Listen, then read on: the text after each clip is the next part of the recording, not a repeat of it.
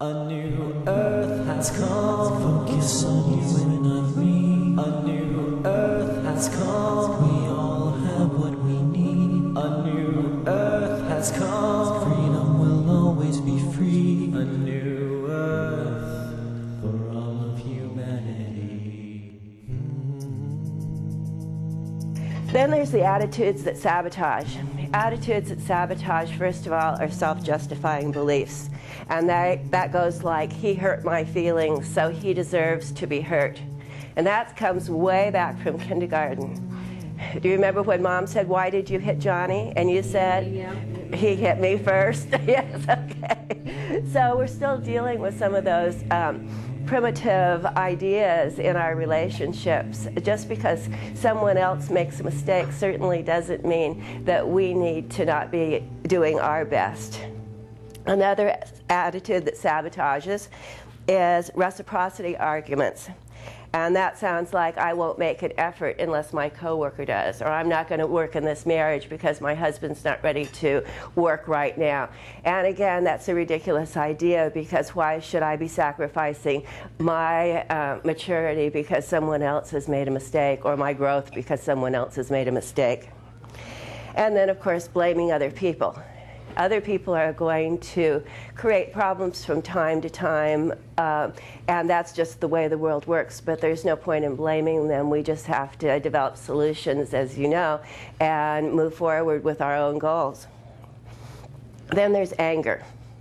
And anger is a big factor in relationships not working out and failure to communicate.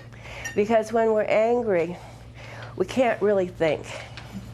What happens is, anytime we perceive something as threatening, we have a little area of our brain called the amygdala.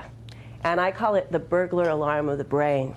And it goes off, okay? And when that happens, when we feel threatened and angry, noradrenaline, adrenaline, other hormones just go cascading through our system. And that prepares us for the fight-flight response. And so that's a good thing if we're really in danger, but not such a good thing if we're thinking about communicating. What it does is it sends, raises the blood pressure, sends blood to the extremities, gets the heart racing, so that you could actually do something in that life-threatening situation.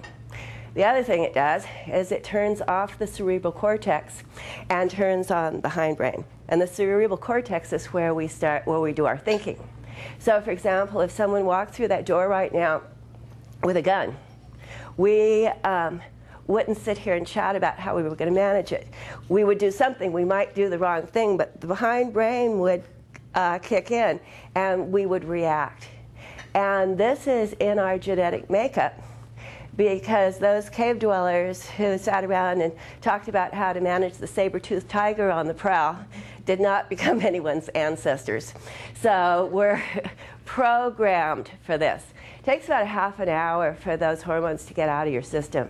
So if you do get yourself that worked up, at least don't say anything.